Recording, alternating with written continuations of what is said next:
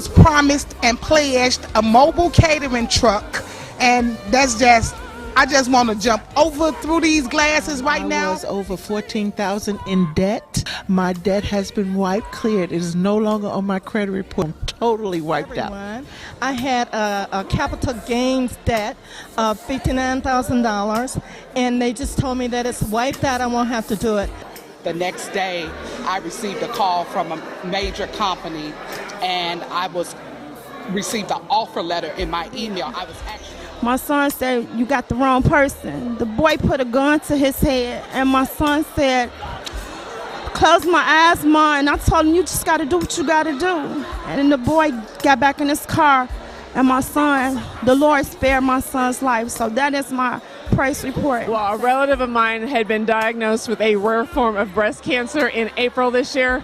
In May, she's totally healed. To God be the glory. Not only did you restore, God, what I had lost, God, you allowed me to pay off not only my car note, God, you allowed me to pay not only one house off, not only two houses off, but God, I paid off the third house.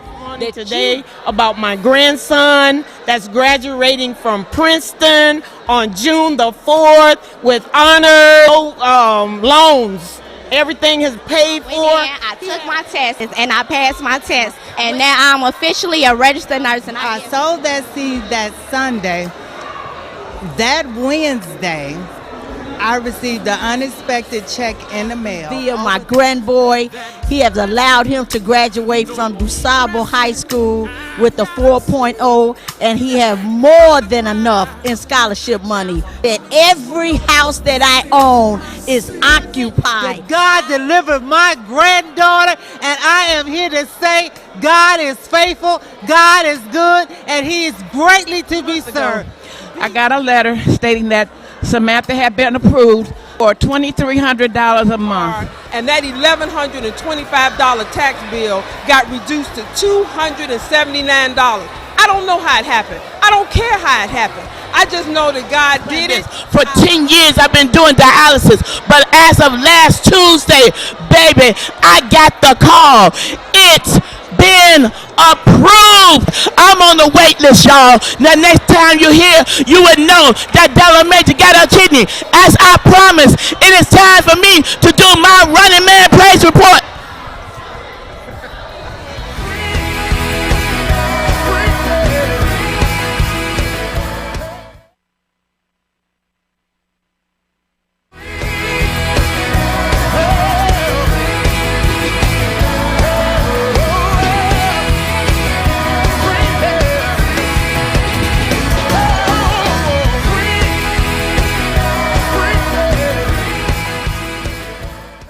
Well, God bless you and Kingdom Blessings Valley family. Apostle coming at you. This is our encouragement about 400 for the 400. For 6 months now, we've been teaching and preaching about this 400. As you all know, it's referenced back to 1619 when the slaves first came here to the shores of America. And now 400 years later, we as a people have been set free socially, mentally, financially, and by the power of God, spiritually. We thought it was apropos to end where we began. We had this backdrop in March when we gave our first fruit. The Genesis tells us that while the earth remains, seed time and harvest time, cold and heat, winter and summer will remain. That shows the surety that your harvest is not coming, but your harvest is already here. Well, we're coming down the home stretch. This week is going to be an awesome week. We're going to be having events happening all week to celebrate the 400. There's going to be a special celebrating worship on the 22nd, which is the exact day, August 22nd, 1619 and now 2019. And then we're coming together with an explosion on Sunday the 25th. We'll be back on that day with a very, very special word. But we're asking you, we know you've already prayed. Come with your harvest. We know that you already have seen it from first fruit. It's going to be a tremendous, tremendous time in the Lord.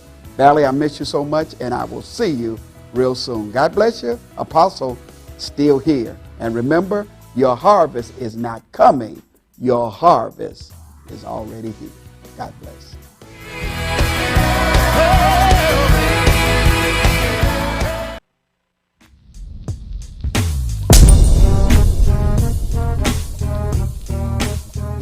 The harvest is here. Join us for Freedom Week, August 19th through August 25th, a week of freedom in every area of your life. Let's hear more about it. I'm so excited about Freedom Week. Are you excited about it? Yes, we are excited about Freedom Week. Freedom Week is coming. It is the 400 for the 400 because the harvest is here. The harvest is here. 400 years of bondage ending this month. Yes. We are excited about it. So we've planned out an entire week to celebrate this 400 years ending for our people. Yeah, so we just want to go over with you because we don't want you to miss out on any details of what's going to happen. So you want to tell them what's going to happen on Monday? So again, the first day, Monday, Freedom for My Focus. We are focusing on the 5 areas: spiritual, financial, physical, professional, and relational. We want you to be praying and fasting and seeking God on the things that's hindering you from having focus. Oh, that's a good one. I got a lot to focus on. And then on Tuesday, we are coming against the spirit of fear. It's freedom from my fear. We want you to dare to do it. We dare you to do something in those 5 areas that may be hindering you from moving forth in your purpose. So when you're thinking about on Monday, Tuesday, go out and do it because we don't have the spirit of fear. And then Wednesday, we want to keep it going. We want you to be focusing on freedom for my faith. We are not having our typical or standard digging deep sessions or even our Born to Be series online, but we want everybody to get online that day, and we're going to have a session on faith. You know you can grow in your faith. You know you can develop in your faith. So we're going to be together as a community focusing on faith on that day. Yes, and I'm really excited about Thursday because Thursday is Freedom for My Family. And we're going to be celebrating as a family, being broken from the bondage that we have suffered as a people. So come here at 6 o'clock and we're going to have vendors out here where you can purchase food from our different cultures. We're going to have different props and stations set up so you can journey and see how we came from being on a plantation to the north to the civil rights. It's going to be amazing. And then we're going to go inside of the temple and we're going to break the bondage off of our lives all together as in unison.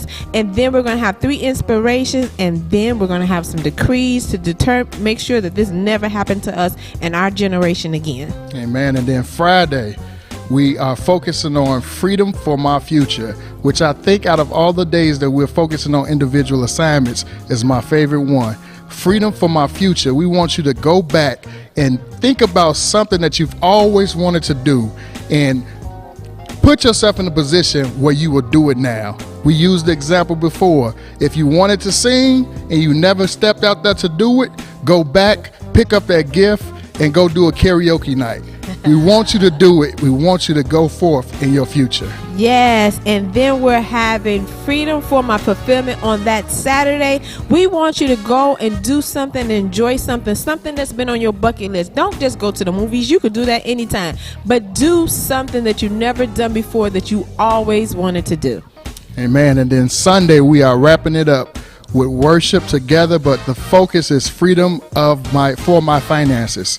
400 for the 400. We are asking everyone to bring their seed of $400, and we're going to plant that and trust that God is going to give us a bountiful harvest out of our obedience and our faith and offering that seed to Him. And so don't forget that we'll be fasting starting August 15th until the 24th. So we want you to fast and just seek God to help us as we go in our Freedom Week. Don't forget to wear your buttons. We want this to just be an icebreaker so people can ask you, what are you wearing this for? And you can invite them because it's not just for us at the Valley, but let people know about this time that will never happen again. Amen. And get excited. Stay excited. This is our time for freedom. It's freedom time. You can see it on the website and the app. All this information. Check it out.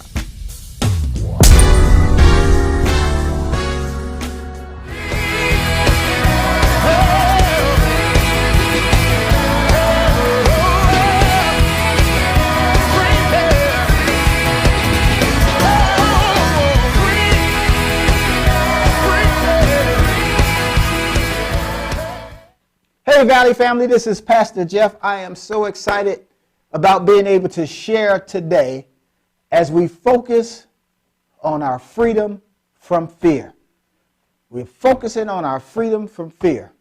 Fear is just one of those things, and anxiety that is one of those things that just kind of stops us in our tracks. I want to tell you a little story. My 5, 6, and 7-year-olds that were in my football program on last year, when they first started, yes, they had a level of fear. And that level of fear wasn't about the game itself. It was the fact that they did not know how to play the game. Once they learned how to tackle, once they learned how to block, once they learned the A gap, the B gap, the C gap, once they learned the game, their level of confidence grew. Once their level of confidence grew, they grew in courage and they grew in boldness.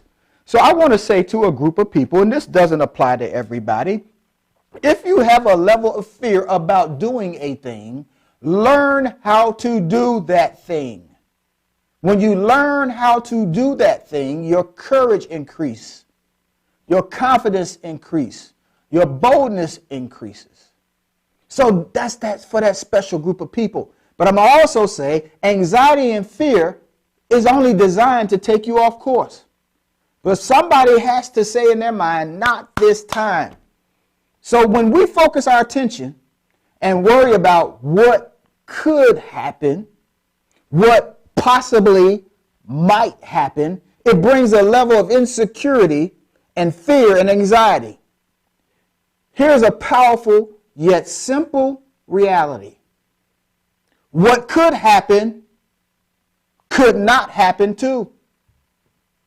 What possibly could happen possibly may not happen too. What might happen, guess what? Might not happen too. It's what you have in your mind. It's your thoughts. Don't always believe what you think. Here's what happens in our minds. In our minds, we think about what could be, what could happen, what might happen, what possibly. It might not. It could possibly not. These are the thoughts that we have in our minds, and we stop and we freeze and we end up not doing what we were born to do. We end up wallowing, as we talked about the children of Israel, wallowing around and walking around in the desert and not fulfilling our purpose. So don't you dare forget that. When you start thinking that it probably couldn't happen, also think that it probably could. When you think that it might not happen, just think that it might happen. So as we think about anxiety and fear, these things come from experiences that we've had in our childhood. Somebody might have called you ugly a long time ago, and they didn't even believe you were ugly. They just wanted to hurt you. Guess what? They didn't believe it then, and they probably don't believe it now. They just said it. But guess what? You still think it. These are the things that happen in our lifetime, the experiences. There are different things people say about you, there are things people have, ways people have treated you that cause you to have fear, anxiety about yourself. It's time to be set free. The Bible declares that whom the Lord has set free is free indeed, is free no doubt. But you got to release the fear. Having courage does not mean that you're not afraid. I talked about courage earlier, about my boys. But having courage doesn't mean you're not afraid. You can't afford to wait till you're not afraid.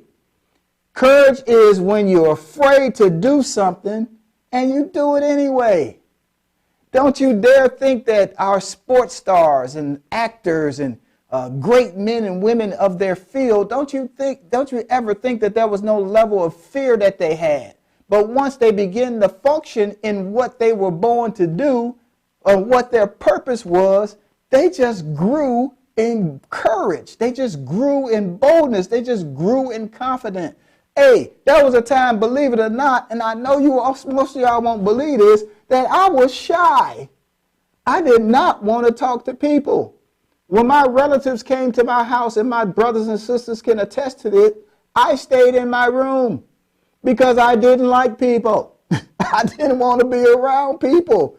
But guess what? As time went on, there was something inside of me that I was born to be. It rose up, and I said, man, why am I afraid of people? I want to be more outgoing. And I had some friends in my life that I used to watch as a child and be like, wow, I want to be that. And guess what? Over time, I became that. So know this, everybody doesn't reach those levels at the same time.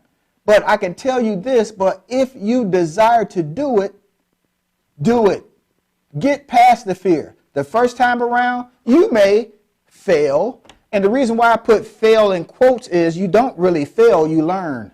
You don't really lose, you learn. That's the mindset that you have to have, because most of the time when we fail, we don't try again. But if we look at it as a learn, then we keep trying. You learn it throughout the process. You gain wisdom throughout the process. We're dealing with this fear thing. Watch this. 2 Timothy chapter 1 verse 7 says this in the New King James Version. For God has not given us a spirit of fear. If God didn't give it to us,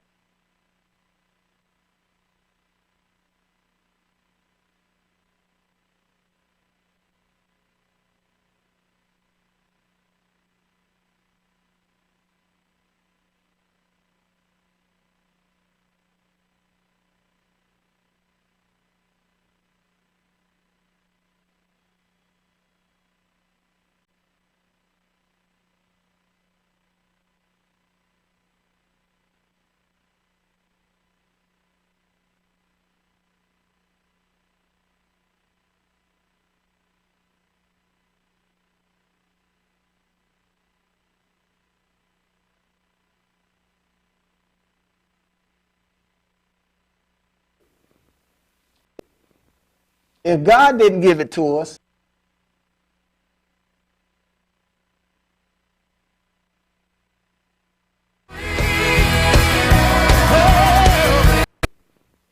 if God didn't give it to us, if God didn't give it to us, if God didn't give it to us,